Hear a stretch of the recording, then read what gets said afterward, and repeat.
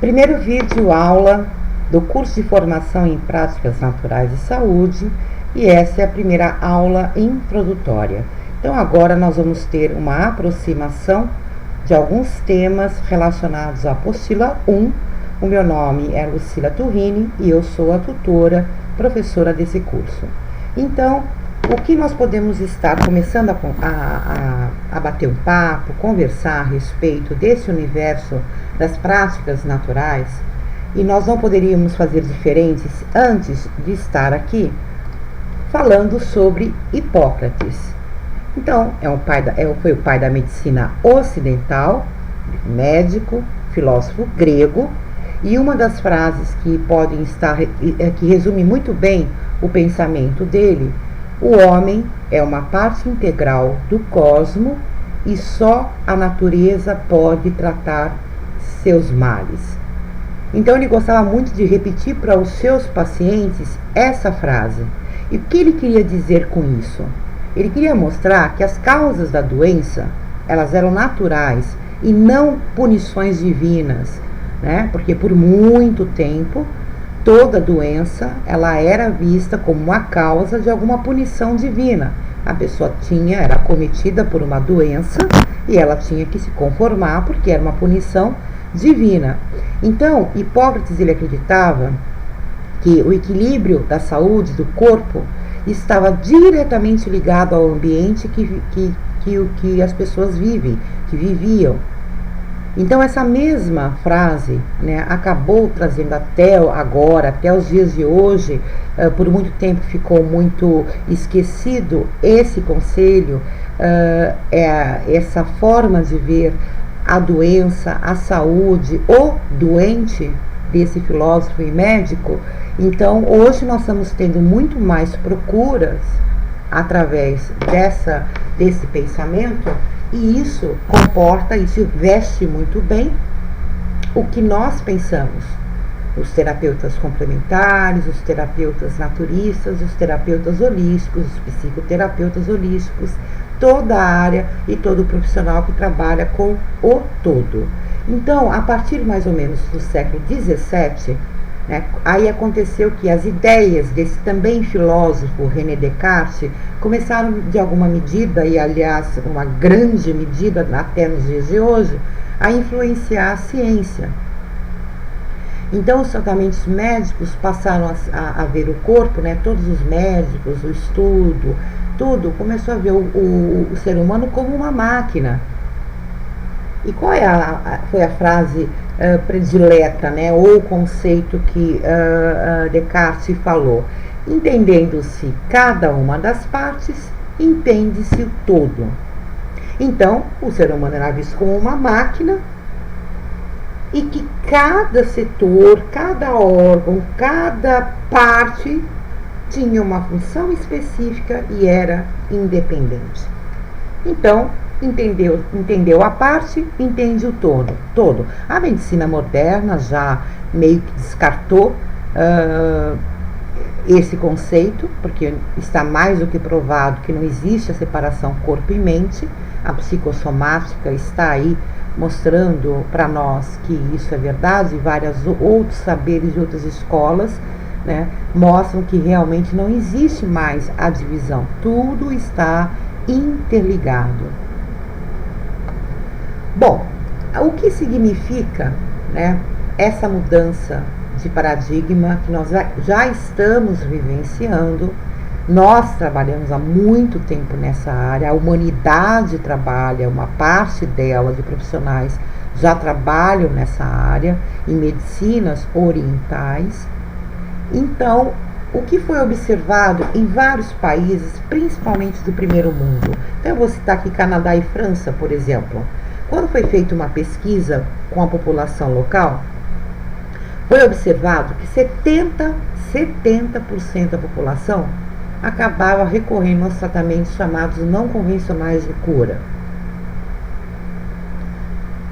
E isso foi observado pela Organização Mundial de Saúde, isso de tempos em tempos, tanto é que a organização mudou muito, eu vou falar isso mais adiante durante o curso. Então, isso tinha que ser analisado. Porque, apesar de toda a tecnologia, avanços científicos, drogas, cirurgias, médicos especialistas no mundo inteiro, como 70% de uma população, e no Brasil supera esse percentual, ainda, apesar de continuar a procurar esses métodos não convencionais. E, de alguma forma, só veio trazer à tona o primeiro filósofo, o pai da medicina ocidental. Então, o uso crescente dessas técnicas naturais, seja até na utilização que alguns médicos fazem, complementares, né, hoje em dia bem mais amplo do que antigamente, foi colocada uma lupa em cima desse conceito e nós precisamos estar verificando o porquê. Então, quando nós falamos em várias práticas naturais, nós estamos falando em práticas milenares, nós estamos falando práticas como a homeopatia, que tem aí 200 anos, nós estamos falando de florais, né, com 150, 180 anos mais ou menos. Nós estamos falando do conceito e da utilização da radiestesia como medição do campo de energia, o campo vibracional. Então, todas as escolas começaram a ficar meio, né, falou, peraí, o que está acontecendo? Vamos verificar isso melhor. E com isso nós estamos vivendo um processo, um movimento interessante e ao mesmo tempo preocupante, como eu vou citar aqui, quando a classe médica quis, né, que a homeopatia e a acupuntura fosse uma especialidade exclusiva de médicos, todos perderam as duas vezes, por anos estão perdendo, né, essa determinação, porque no mínimo é absurdo achar que eu faço medicina, que eu sei enfiar agulha no corpo de uma pessoa, que isso é acupuntura. Por quê? Nós temos que destacar que várias filosofias, métodos, técnicas naturais estão intimamente ligados com a filosofia, com a cultura, com esse olhar muito ampliado acerca do que é a complexidade humana. Então não basta eu ser técnico em furar pessoas, eu preciso estudar. Então o médico, evidentemente, que estuda acupuntura, perfeito, ele está agregando conhecimento, ampliando as ferramentas de trabalho, a visão ampliada sobre a doença e sobre o doente, principalmente. E isso nós vemos com bons olhos, desde que eles não queiram jogar no lixo, né, todo o conhecimento oriental de 5.000 anos, 2.500 anos, e achar que isso é a mesma coisa do que estudar medicina. Cada macaco no seu galho. Bom, então na apostila nós vamos encontrar aí vários textos do presidente do Conselho Regional de Medicina. Nós vamos também encontrar textos aí do pessoal da área complementar. Então eu peço que vocês leiam com critério, porque toda essa base dá segurança para o profissional. Então, se nós fôssemos falar e temos que falar sobre medicina, é muito importante esse conhecimento, porque, mais uma vez, traz segurança. Medicina, o termo medicina, entre aspas, não há medicina alternativa ou medicina complementar. A medicina é uma só. Então vamos ver a definição em um dos dicionários. É arte e ciência de curar e prevenir as doenças, bem como cada um dos sistemas, alopatia, homeopatia, medicina natural, empregados para quê? Para debelar as doenças. Para nós ficamos muito mais na área de preventiva, de manutenção de saúde, né? É o nossa grande meta e objetivo com o indivíduo. Mas, evidentemente, nos dias de hoje, quando nós encontramos pessoas extremamente debilitadas em vários setores, com vários comprometimentos, acometidas de doenças crônicas, mentais, emocionais, espirituais, nós precisamos primeiro equilibrar o nosso cliente para depois estar fazendo a manutenção e fazendo a prevenção da sua saúde. Então eu peço que vocês leiam todo esse formato, porque ali no texto da apostila, a primeira introdutória, nós vamos levantar várias questões, se existem mais do que uma medicina, se na verdade o que a medicina, entre aspas, alternativa significa. Então eu já vou salientar o seguinte para vocês, levantar uma questão importante. Nós não utilizamos mais o termo, há muito tempo, pelo menos na nossa formação, de medicina alternativa, porque apesar de em vários textos nós encontrarmos esse termo, profissionais inclusive que trabalham nessa área, por que nós avançamos nesse status? Porque a medicina alternativa sempre dá a impressão, e eu também acredito nisso, que é uma exclusão. Então, eu tratava com alopatia, eu parei de tratar e vou procurar a homeopatia. Eu parei de tratar com o médico, o cardiologista, e vou procurar o pai de santo. Eu deixei de me tratar com o ortopedista e agora eu vou tratar com a medicina fitoterápica. Eu vou tomar chá e vou achar que solucionei o problema. Essa exclusão não faz parte do nosso dicionário, e muito menos a nossa postura profissional. Então, por que é a medicina complementar?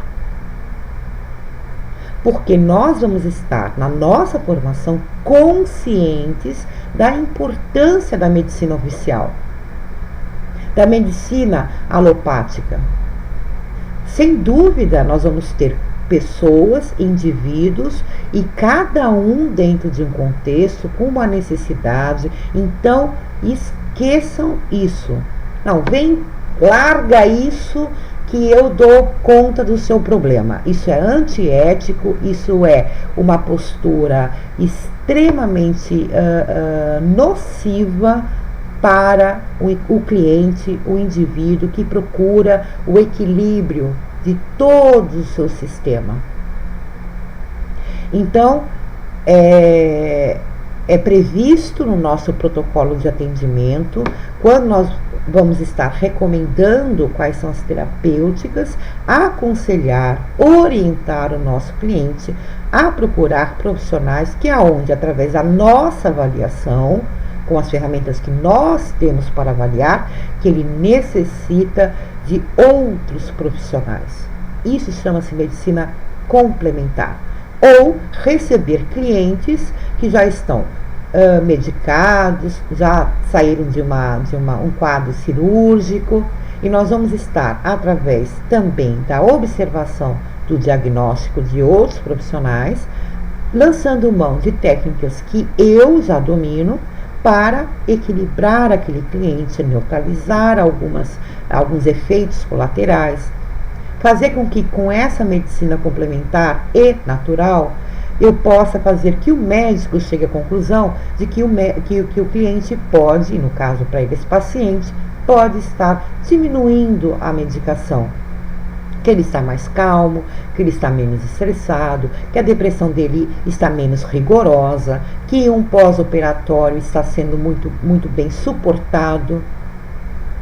Então, nós podemos estar reduzindo sofrimento, que seja por um dia, uma hora, ou mudando a visão que o cliente tem de si. Que uma dor de estômago vai muito além do que uma bactéria. Que uma úlcera vai muito, muito além de uma bactéria. Tem a bactéria? Tem. E o comportamento? E as crenças? E os valores? E os centros energéticos daquele local, no plexo solar? Tudo isso nós vamos estudar durante o nosso curso. Bom, Lógico que nós vamos deparar também na sociedade, como em qualquer outra profissão, nós não somos privilegiados nisso, né? E infelizmente isso acaba sendo uma postura muito geral no mundo, para mais e para menos, que nós vamos encontrar pessoas com formação duvidosa ou nenhuma formação, que estudou muito pouco essa área. Nós vamos encontrar pessoas que prometem cura. Ora, essa frase, eu te curo, já é o primeiro problema, a primeira orientação que nós temos que dar aos nossos clientes. Não existe uma técnica que dê conta, não porque ela é ruim, não porque ela é boa, não porque ela é extraordinária, não porque ela é científica, não porque foi falado pelo Espírito Santo, não interessa. Uma técnica, pela lógica, não dá conta da complexidade humana. Somente isso. Então, todo tratamento será incompleto se for visto por esse viés. Então, quando nós não temos regras, limites, né, na atuação um profissional de saúde, nós vamos recair aí em vários erros, em vários equívocos. Então, vamos começar a falar sobre a medicina biológica, também conhecida como medicina o quê? Natural. Então, o que significa isso? Olha só, eu disse que tinha uma medicina só, evidente. Dentro da medicina, do conceito que nós vimos ali no dicionário, nós vamos abrir um leque de medicinas. Então, a medicina não é exclusividade médica, né? É um termo utilizado para pessoas que se capacitam para estar prevenindo, em alguns profissionais, o termo curando, dando manutenção à saúde do ser humano para a sua homeostase, que eu vou falar daqui a pouco a respeito. Bom, aí dentro das medicinas naturais, nós vamos encontrar a medicina chinesa. Nós vamos encontrar a medicina Ayurveda, ou ayurvédica, que é a medicina tradicional hindu. Nós vamos encontrar a medicina homeopática. Tudo isso é medicina. Vamos encontrar a medicina ortomolecular, medicina antroposófica, que eu vou explicar daqui a pouco cada uma delas, medicina biocatalítica, medicina anti-homotóxica e medicina espagírica, ok? Então, isso só para citar algumas. Medicina veterinária, né? Vamos ter aí uma gama imensa de saberes, teóricos e métodos teóricos que se debruçaram em cima de várias teorias e métodos com esse único objetivo: promover a saúde, o equilíbrio das pessoas. Então, nós vamos encontrar aí especialização de médico, nós vamos encontrar de terapeutas, nós vamos encontrar da medicina oriental, da medicina ocidental e assim por diante. Então, vamos explicar cada uma delas de uma forma simples, né? E durante o curso nós vamos estar falando das técnicas mais especificamente de cada medicina, pelo menos as quais nós vamos estar na formação depois de 8 meses de estudo, certo? Então, a medicina chinesa. Vamos lá. Como é que são as características, do que se trata? A medicina chinesa baseia-se na alternância universal de forças complementares, positivas e negativas, que nós chamamos de polaridades. Yin e Yang. É o primeiro conceito. O segundo é na lei das transformações dos 5 elementos. Esses 5 elementos em movimento e transformação. Então, é o movimento terra, fogo, madeira, metal e água. Cada elemento se relaciona com diversos aspectos do universo e também com diversos aspectos das funções fisiológicas do organismo. Então, a prática, eu vou destacar aqui 7 principais métodos do tratamento da medicina tradicional chinesa. Então, nós vamos encontrar a fitoterapia chinesa, a acupuntura, tuiná, que é uma massagem chinesa, a dietoterapia, que é a terapia de alimentos, através da alimentação chinesa, a auriculoterapia, que é o tratamento na orelha, pela orelha, a moxobustão, a ventosa terapia. Então, essas são as 7 principais tratamentos da medicina. Aí nós vamos encontrar quais são os métodos de diagnóstico ou quais são os métodos de avaliação, que é o termo que nós utilizamos. Então, a medicina chinesa inclui observar, ouvir, cheirar, perguntar e tocar. Destacam-se no diagnóstico a observação da língua, o exame do pulso. Esse conhecimento ele demora anos para um profissional dominar de uma forma completa, mas são 2 métodos, tanto pela língua quanto pelo pulso, que consegue angariar informações extremamente precisas e importantes na saúde do indivíduo, Então, nós vamos ter, logicamente, também, como não poderia deixar de ser, os cuidados preventivos.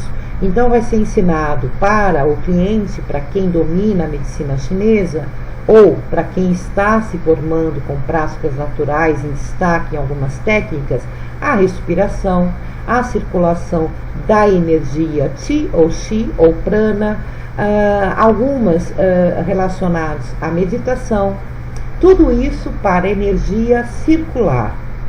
Então, eu vou ter vários métodos na medicina chinesa como cuidados preventivos de saúde.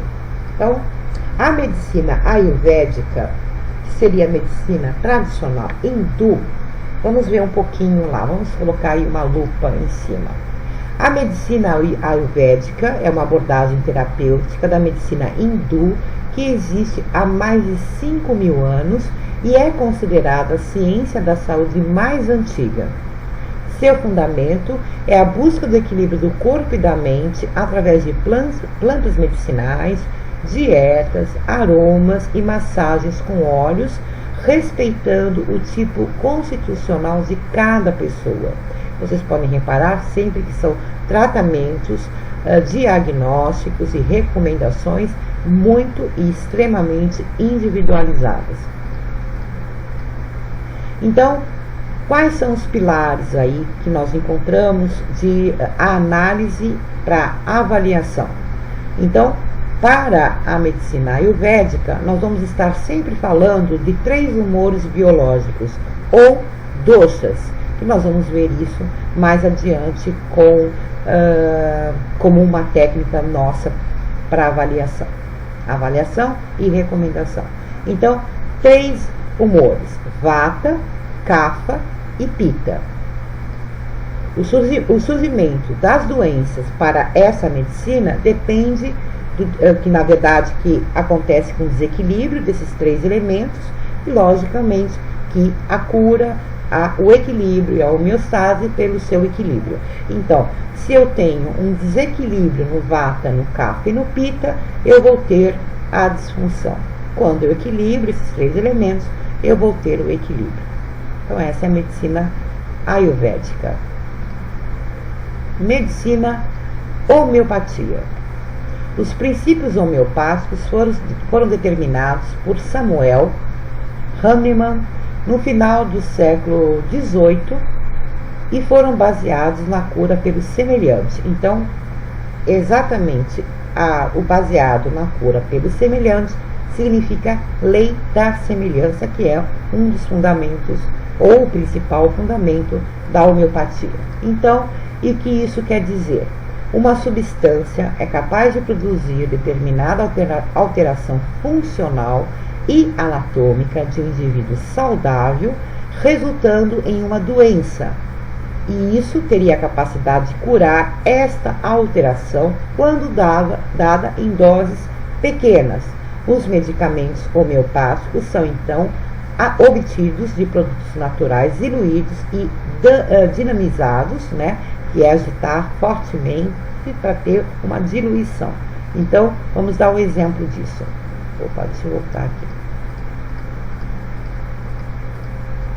A homeopatia, como as outras terapias componentes da medicina biológica, é de cunho vitalista, isso é, suas concepções e observações são baseadas na existência e na transformação da nossa energia vital, que nós vamos ver isso durante o curso. Energia essa que dá origem à vida em si própria e rege todos os fenômenos e funcionamento do nosso organismo. Então, a medicina agora nós vamos falar sobre a medicina ortomolecular, e que a medicina ortomolecular tem como base o entendimento do papel dos chamados radicais livres, que são frutos do metabolismo celular e têm potencialidade distribuidora para células e tecidos.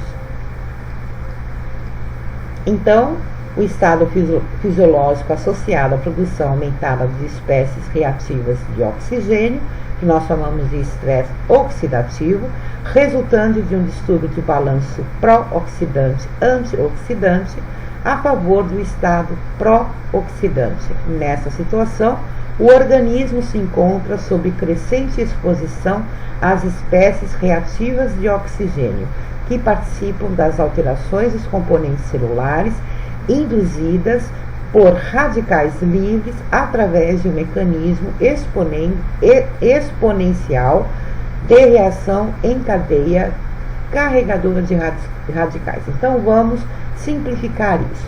Eu vou ter uma terapêutica aonde eu vou estar combatendo toda a desordem, a disfunção intracelular, chamada de estresse oxidativo.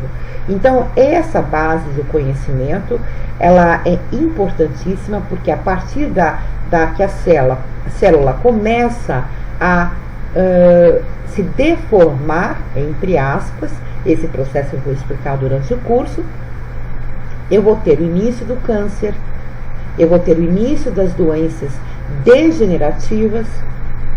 Então, eu vou ter uma terapêutica dentro da ortomolecular ou dos nutracêuticos, que é uma área que nós podemos atuar como profissionais de práticas naturais. Eu vou poder estar trabalhando intracelular para que essa desordem não aconteça. Então, a medicina antroposófica. Então, vamos conhecer um pouquinho a respeito. A antroposofia vem do grego conhecimento do ser humano, introduzido no início do século XX pelo austríaco Rudolf Steiner, e pode ser caracterizada por um método de conhecimento da natureza, do ser humano e do universo. Então, a antroposofia visa ampliar o conhecimento obtido pelo método científico convencional, bem como sua aplicação em praticamente todas as áreas da vida humana. Então, a medicina antroposófica utiliza-se de um diagnóstico antroposófico amplo da enfermidade que a pessoa está sofrendo e as suas interações, estuda os aspectos planetários da biografia do indivíduo, dos metais aplicados de forma terapêutica, da filosofia oculta, da trimembração do sistema nervoso central, do sistema rítmico e do sistema metabólico. Então, assim, essa medicina tem como base o estudo do ser humano diante e dentro da sua evolução, a sua relação cósmica, dessas forças anímicas, das suas biografias e do estudo por assim chamados corpos supersensíveis, que é o corpo físico, corpo etérico, corpo astral e do eu. Então, é uma forma extremamente filosófica de olhar para o todo, olhar o organismo, os sistemas, desde o microorganismo, do microsistema ao macroorganismo e o macrosistema. É uma forma de estar lidando, é um conhecimento extremamente interessante. Então, a medicina possui uma série de terapêuticas associadas. Então, qual seria aí esse panorama? Então, seria artística, terapia artística, modelagem, pintura, desenho de forma, tecelagem terapêutica, a musicoterapia, a quirofonética, banhos medicinais, massagem rítmica, eurítmica, curativa, canto terapêutico, cromoterapia, né, nessa área específica dessa medicina. Então, acaba lidando com um contexto extremamente mítico, lúdico, místico, sistema ligado com a quântica. Então, é uma forma de estar utilizando, lançando mão dessas técnicas todas para entender o microsistema ao macrosistema e estabelecer uma conexão e um equilíbrio. Né? Então, basicamente, dessa forma. A medicina biocatalítica, então muitos conhecem como oligoterapia, e na verdade é uma forma de estar também manipulando e recomendando minerais, então magnésio, cobre, zinco, magnésio, etc., ou o manganêsio, depois o magnésio, em doses muito pequenas, de ordem de microgramas, por absorção sublingual, que atuarão não por ação ponderal, quer dizer, não é parecido com a ortomolecular, não é parecido com nutracêuticos. Nós utilizamos esses minerais, né, de uma forma a potência mínima de microgramas, para poder estar equilibrando e fazendo com que aquele organismo ele retorne à homeostase, lembrando bastante o método homeopatia, né? Então, você vai ter um equilíbrio através dos sistemas enzimáticos, através do que os minerais estão envolvidos. Então, vamos ver se tem mais alguma coisa falando. Não, então, em relação, deixa eu voltar aqui para falar mais um pouquinho. Então, a oligoterapia, você vai estar utilizando dentro de frasquinhos, como homeopatia, como os florais, em doses bem pequenininhas de princípios ativos, do manganês, cobre, zinco, magnésio, o cloreto de magnésio, deixa eu ver mais que eu posso citar, o ouro, prata, o chumbo e assim por diante. Toda a nossa tabela periódica aí, nós podemos estar incluindo quando nós temos isso reproduzido em alguma substância terapêutica, e no caso que vai diferenciar a biocatalítica da ortomolecular, como eu falei anteriormente, é a dosagem. Né? É o equilíbrio muito mais no campo do campo mais sutil do organismo, da nossa condição humana, até as questões mais físicas e metabólicas, como é o caso, inclusive, da homeopatia. Então, a medicina anti-homotóxica. Então, o que significa isso?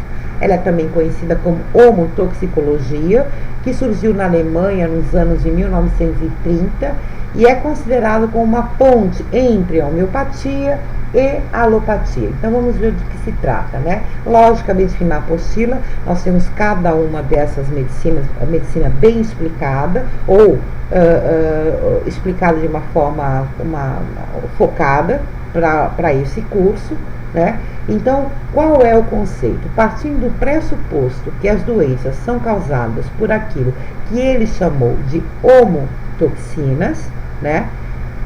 Que seriam quaisquer substâncias, sejam próprias ou estranhas do organismo humano, que gerassem disfunções nas células e sistemas. Então, segundo esse teórico, o Reckse, o surgimento de uma homoxina geraria, né, ou gera 3 tipos de reações no organismo: eliminação numa fase inicial, seguida de reatividade, uma fase inflamatória, e finalmente a deposição, quando a toxina seria absorvida pelo tecido humano, causando alterações mais sérias e persistentes, como o surgimento de uma célula cancerosa.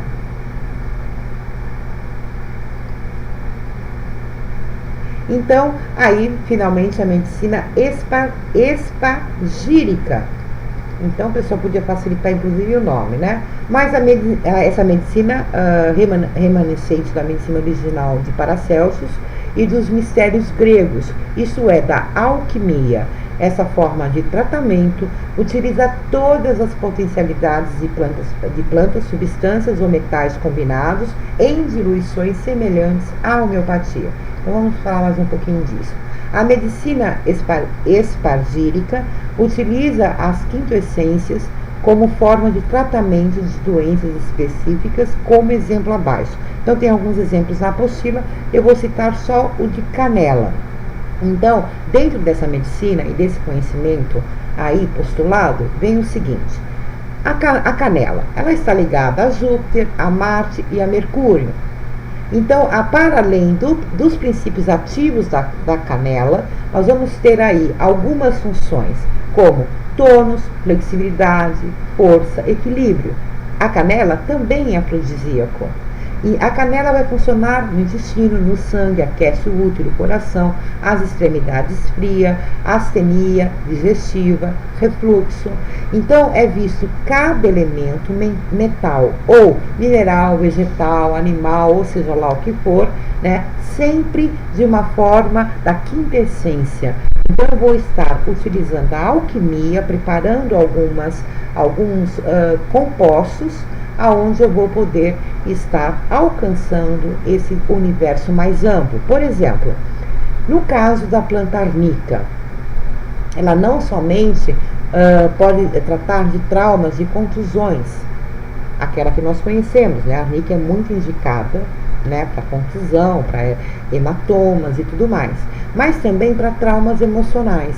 Tanto é que nós encontramos a arnica também na homeopatia e na medicina espagírica, né? Então, tudo da planta é utilizado e preparado segundo técnica farmacêutica da alquimia, e as combinações são feitas sobre a regência dos princípios alquímicos e dos 4 elementos em harmonia: terra, fogo, ar e água.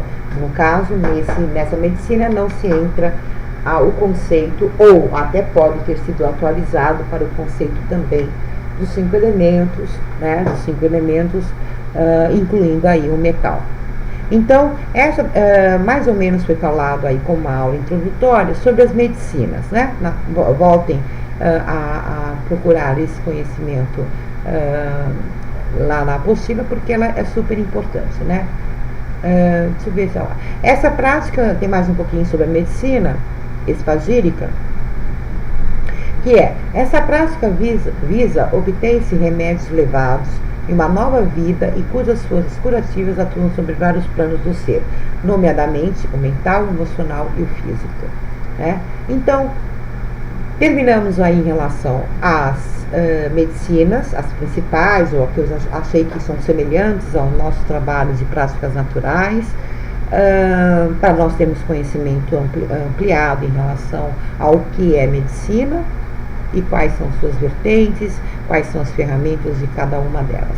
E para terminar a aula introdutória, eu vou falar sobre o efeito placebo, que é um conhecimento que a maioria já tem, mas eu quero aí estar falando por outro viés, ou conceituando uma forma de pensar acerca desse assunto. Então, tradicionalmente, o jeito que a medicina ortodoxa arrumou para aprovar ou reprovar um tratamento é um teste muito engenhoso chamado contra-placebo. Então, o que significa isso? E para nós, porque isso é importante? Funciona assim: o médico arruma uma porção de voluntários. Essas cobaias são então divididas em 2 grupos. Um dos grupos é tratado com remédio e o outro é tratado com o que quer testar, né? Com açúcar, com farinha, assim por diante. O outro recebe apenas placebo, né? Qualquer substância, aliás, sem nenhuma substância na medicação. O placebo, como já foi dito, é um remédio falso, sem princípio ativo. Por exemplo, uma cápsula contendo farinha. Tem até na apostila, se não me engano, eu cito sobre a caso de cirurgias grupos que foram separados e obtiveram cirurgias mesmo, e outros que o médico e a equipe toda simulou que o paciente tinha passado aí, ele tinha sido submetido para uma cirurgia, e o resultado foi extraordinário. Os testes mais confiáveis, além de ser contra placebo, são duplo cego, ou seja, não é só o paciente que não sabe qual o remédio e o que de verdade e qual é o placebo. Os médicos que dão o remédio também não sabem. Tudo para diminuir qualquer influência externa, né, em relação como esse teste funciona. Então vamos voltar aqui, deixa eu ver se tem mais alguma coisa. Então deixa eu voltar aqui para continuar falando a respeito. Olha só. Bom, por que esse conhecimento do efeito placebo é importante para nós, dentro da nossa área? Primeiro, que dá um fundamento, uma base muito importante para muitas terapêuticas e para nosso pensamento filosófico, inclusive. Quando a medicina trata, né, de fazer testes se uma droga ou se um tipo de método funciona ou não, para descartar princípios ativos, como isso é visto agora, inclusive também pela ciência e por nós? Se nós estamos falando que o efeito placebo ele pode alcançar a cura em 30% dos casos. 30% dos casos. Olha só esse percentual. Eu queria só colocar mais para vocês aqui. Depois eu leio essa parte. Então, nós estamos falando de um 30% da possibilidade de cura, ou de equilíbrio, ou de homeostase, por conta da pessoa pensar que está tomando alguma coisa, ou que ela foi submetida a uma cirurgia, ou que ela está com qualquer tipo de atuação.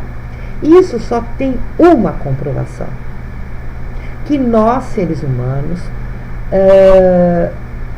temos recursos internos em várias ordens, ou de várias ordens, que nós podemos trabalhar com uma possibilidade muito utilizada na nossa área, que chama-se autocura. Bom, explicando mais ou menos isso, significa o quê? Que não vai se deixar nenhuma terapêutica por conta desse grande auxílio que é o próprio cliente, o próprio paciente poder produzir, desde as questões hormonais, até pensamentos positivos, até todo o conceito e consciência, autoconsciência, do que ele necessita para sair de uma má situação. Então, nós precisamos primeiro saber que isso existe, essa possibilidade de recursos internos positivos que vão estar trabalhando a favor em 30% de qualquer terapêutica aplicada. Então, eu fazer com que meu cliente tenha consciência de que ele é capaz de ter recursos para potencializar toda a terapêutica aplicada. Então, nós partimos desse grande princípio. Trabalhamos com o lado positivo das pessoas, trabalhamos com esse recurso interno ou esses recursos internos. E qual é o nosso fundamento? Exatamente o efeito placebo. Exatamente o efeito placebo. Eu vou lembrar agora de um caso muito divulgado dentro da área da saúde, que muitos de vocês devem conhecer, que é relacionado, se não me engano, pegaram um presidiário, levaram para um centro cirúrgico, ou colocaram numa UTI, sala, algo assim, e jogaram uma informação para ele dizendo que ele estava perdendo muito sangue e que não teria solução. Não vou me lembrar exatamente do caso. Colocaram ele numa maca, introduziram, né, um tipo de agulha venosa ali nas veias e tudo mais, e colocaram embaixo da cama, da maca, uma água pingando. Pi, toque, toque, toque, pi, pi, pi, sei lá o que, água caindo no negócio, no potinho. O paciente, que não tinha nada, que não estava perdendo sangue, só de ouvir que supostamente aquilo que estaria pingando no pote era o sangue dele, ele começou a passar mal, mudar taxas metabólicas, alterar pressão arterial, batimento cardíaco, baixou a pressão imensamente logo em seguida, portanto, ele quase morre.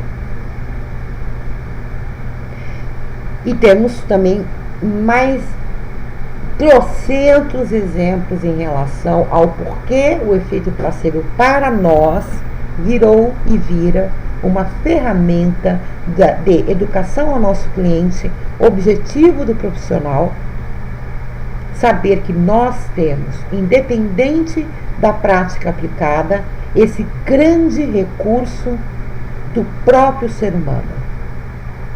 Então hoje eu termino a primeira aula introdutória e até a próxima.